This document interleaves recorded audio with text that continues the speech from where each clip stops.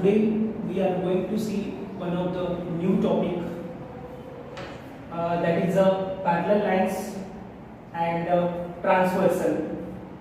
ये जो टॉपिक है आपको कौन से सिलेबस में आता है? जो स्टूडेंट्स 8th क्लास में पढ़ते हैं उन लोगों को मैक्सिमम कंफ्यूजन होता है, because in all the schools using different types of textbooks for mathematics subject. क्योंकि मैथ सब्जेक्ट के लिए कुछ ऐसे स्कूल्स हैं जिनके स्कूल में उनके खुद के पब्लिकेशन के टेक्स्ट बुक्स यूज किए जाते हैं या किसी और पब्लिकेशन के which are the different from the others. So ऐसे टाइम पे उनको कंफ्यूजन रहता है कि whether this lesson is in our syllabus और not, this concept is in our syllabus और not. But now I am telling to you one thing, so make it clear or don't take a tension, क्योंकि आप अगर 8th class में पढ़ते हैं so whatever the concept teaching here in this video, वो जो concepts हैं आपको आपका स्टेट बोर्ड रहने दो या सीबीएसई रहने दो या कौन से भी आप स्कूल में पढ़ते हो और कौन सा भी आपका पब्लिकेशन का टेक्स्ट बुक हो. जैसे कि मुझे पता है कुछ टेक्स्ट बुक का नाम है मैथ्स विज है, कुछ टेक्स्ट बुक्स है डिस्कवर नाम के हैं, कुछ टेक्स्ट बुक है विजडम है, ओके, और मैथमेटिक ब्रिज बोल के भी कुछ क्वेश्चंस बुक्स आते हैं और कुछ क्वेश्चंस है ज़्यादा जनरल बुक्स स्कूल्स में यूज होने वाले एनसीईआरटी के टेक्स्ट बुक्स है और स्टेट बोर्ड की भी बुक्स है. लेकिन सब टेक्स्ट बुक्स में हर एक जो लेसन है यहाँ पे जो पढ़ाने वाले जो कंसेप्ट वो सबके टेक्स्ट बुक में है, लेकिन हो सकता है कि वो अगले या किसी लेसन में हो गए या कौन से अलग अलग लेसन में या ऊपर नीचे हो सकते हैं.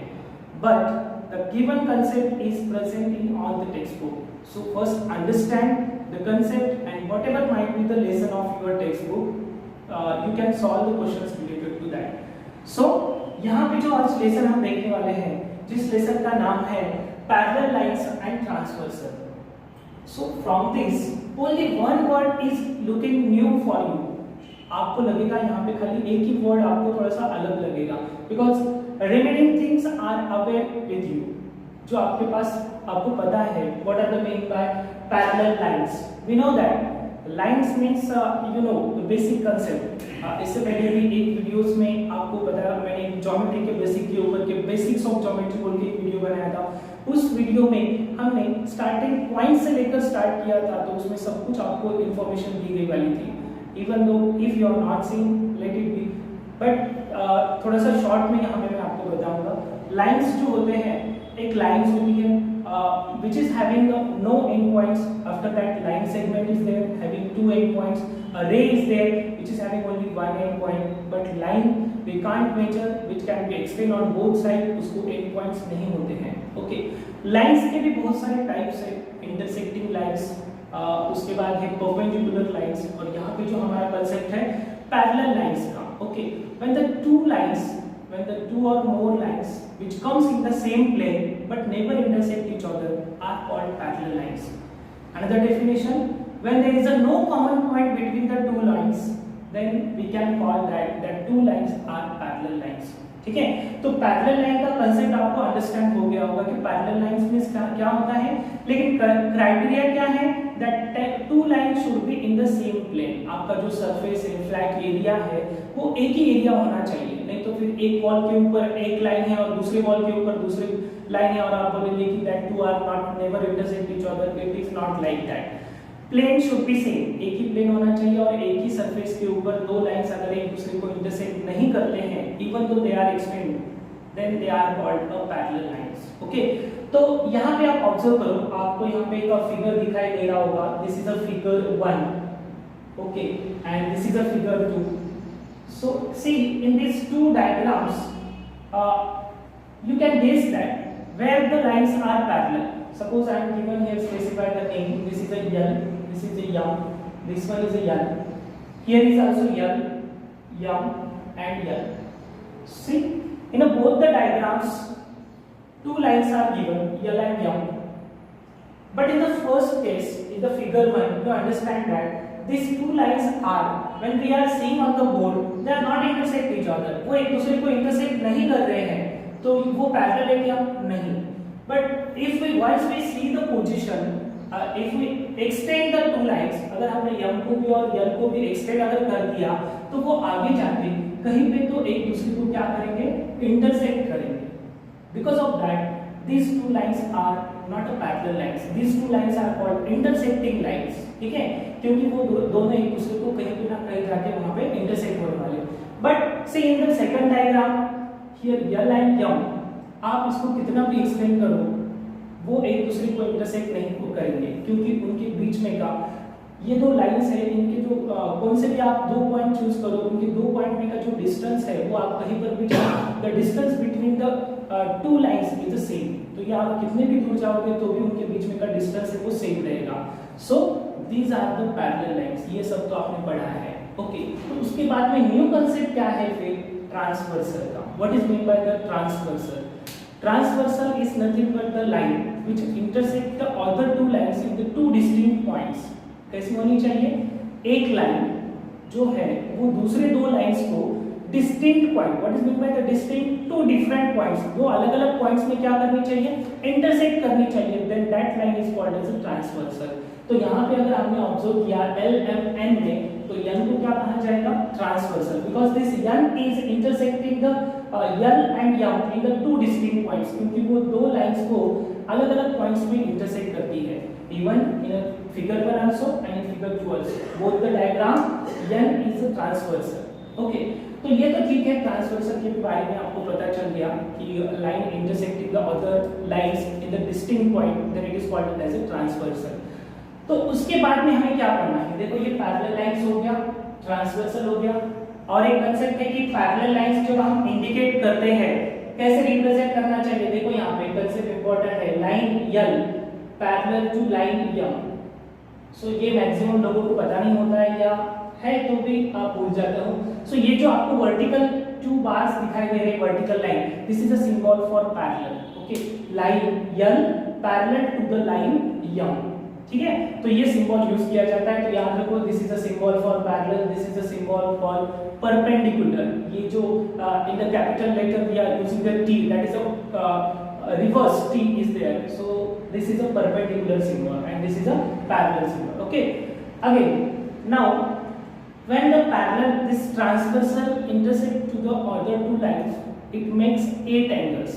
जब एक ट्रांसवर्सल दूसरी दो लाइंस को जब इंटरसेक्ट करती है तब वहां पे 8 एंगल्स फॉर्म होते हैं. कितने, 8 angles. Now see here, here transversal N is there intersecting to the line L and M. That time 8 angles are formed. कितने एंगल्स, 8 एंगल. तो काउंट करो, 1 2 3 4 5 6 7 8, टोटल 8 एंगल्स फॉर्म होते हैं. मैंने यहाँ पे उनको लेबल भी किया है A से लेकर H तक. ठीक है, ये इतने एंगल्स फॉर्म हो गए. तो वो जो लाइंस है पैरेलल नहीं रहने दो या रहने दो, एंगल्स को सेम रहने वाले, उतने एंगल्स फॉर्म हो गए. ठीक है, मैंने यहाँ पे बोथ डायग्राम्स एक ही जगह पे क्यों लिखे हैं, क्योंकि आपको उनके बीच में कंपैरिजन करना जो है वो इजी जाएगा. दोनों डायग्राम आपके सामने है तो आपको पता चलेगा कि एग्जैक्टली उनके बीच में क्या है, डिफरेंस क्या है, और एग्जैक्टली उनके प्रॉपर्टीज क्या होंगे. ठीक है, तो यहाँ तक तो हो गया. देखो ये जो जब एंगल्स फॉर्म होते हैं वो डिफरेंट टाइप्स ऑफ एंगल्स रहते हैं. So which are the angles formed here, और उनके अलग-अलग नाम क्या होंगे, उनके टाइप्स क्या होंगे. When the transversal intersect to the other two lines, then it forms an angles and different types of angles. So which are the types of angles that, see here, that is a corresponding angle. क्या है ये, corresponding angle. So कौन से angles को corresponding angle कहा जाएगा. Which angles are called co-interior angles. So co-interior angles कौन से होते हैं. Which are the co-exterior angles, alternate angles, alternate exterior angles.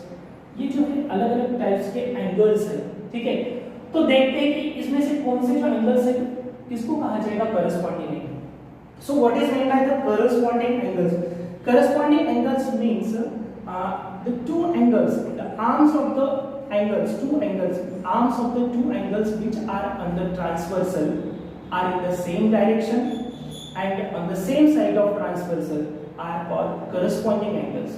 Once again I am telling you, the two arms of the angles, two arms of the angles are on the transversal are in the same direction and on the same side of transversal are called corresponding angles. Definition से important है आपका observation.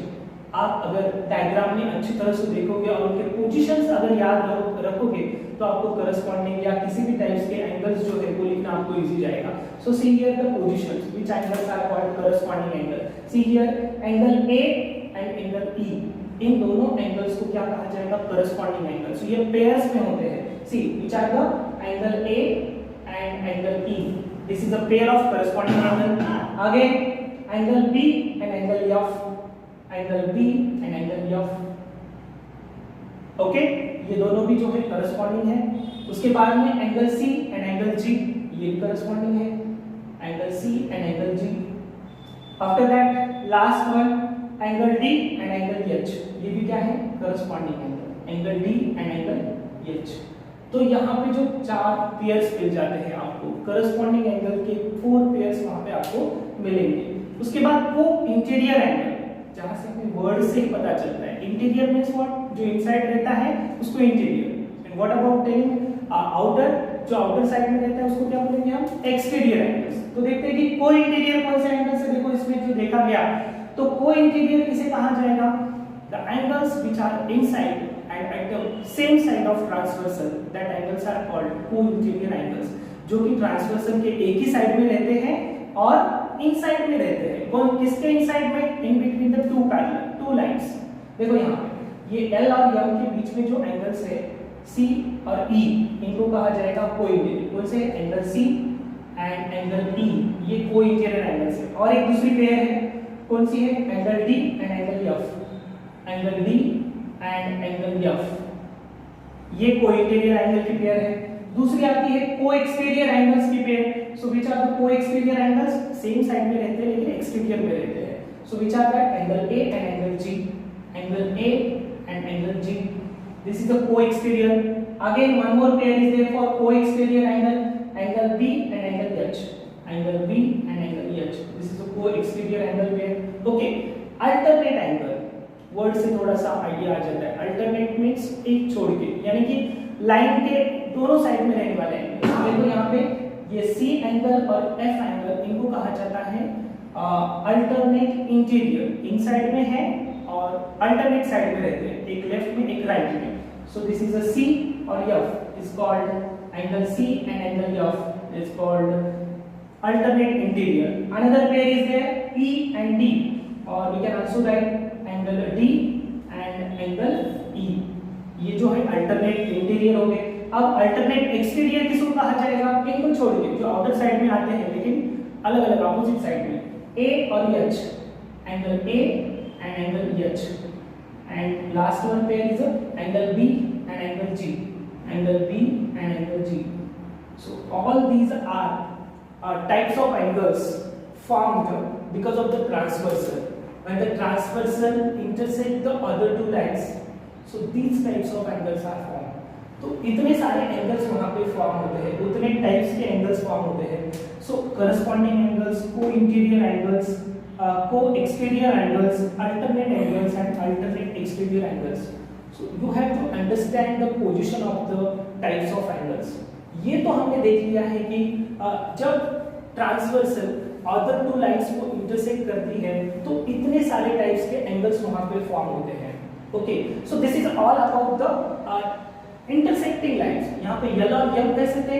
Intersecting थे। So what is the situation when the two lines L and M R parallel? अगर यही types के angles, तो मैंने तो डायग्राम तो यहाँ पे दोनों सेम बनाई है, whether it is a figure 1 and figure 1, lines are same, angles labeling are also same, but what exactly happen with the parallel lines? तो जब पैरेलल लाइंस होते हैं तो उनके बीच में क्या होता है? देखो यहाँ पे जो सिचुएशन है, when the transversal intersect to the two parallel lines, same 8 angles are formed, same types of angles are formed, but the situation is different. What is the situation? When the transversal intersect to the parallel line, that time these type of what are the corresponding angles? These corresponding angles are same. What? तो ये कैसे रहते हैं? इनका जो measurement रहता है वो क्या रहता है? सेम रहता है। यानी कि कोरस्पॉन्डिंग एंगल्स कैसे रहते हैं? कॉन्ग्रुएंट रहते हैं। क्या बोलते हैं उनको? Congruent. Congruent means their measurements are same, angle का मेजरमेंट सेम रहता है। Corresponding angles are congruent when when the two lines are parallel, जब पैरेलल रहेंगे तभी वो कॉन्ग्रुएंट रहेंगे। What about the co interior and co exterior angle, उनके भी क्या सेम रहते हैं क्या? नहीं, for the co interior and co exterior situation is different. So what about the co-interior and co-exterior? That are the supplementary. What is meant by the supplementary? Okay, so supplementary means क्या होता है? When the sum of the two angles is 180 degree, that angles are called supplementary angle. जब दो angle की सम 180 degree होती है तब उनको कहा जाता है सप्लीमेंट्री। तो यहाँ पे जो है को इंटीरियर और को एक्सटीरियर एंगल की सम कितनी रहती है? 180 डिग्री। आपको जो यहाँ पे पेयर बताया है angle C and angle E, देखो डायग्राम में देखो, angle C and angle E, ये दोनों एंगल की सम कितनी रहेगी? 180 डिग्री रहेगी। डी और एफ इनकी भी सेम रहेगी, 180 डिग्री रहेगी। सेम लाइक दैट ए और जी की आप सम करोगे तो भी वो 180 मिल जाएगी। एंगल बी और एंगल एच की सम करोगे तो भी आपको 180 मिल जाएगी। So co exterior and co interior angle sum is 180 degree. Supplementary it means what? Sum is 180 degree, sum 180 degree. Okay, यहां तक तो क्लियर हो गया आपको कि सम सप्लीमेंट्री एंगल्स की सम कितनी आती है?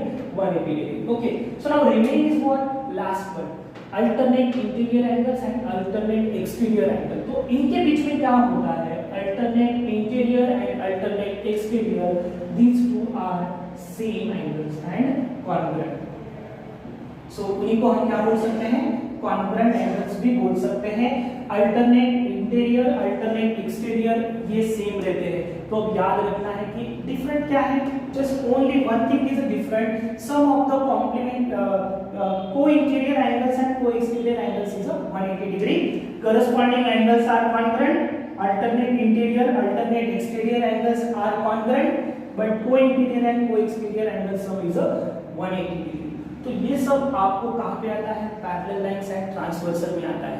अगर आपने ये सब जो है, आपने जो अगर ये complete video you have seen 1 or 2 times, you understand this whole concept properly, and whatever the questions related to this one in the practice set, you can easily solve that.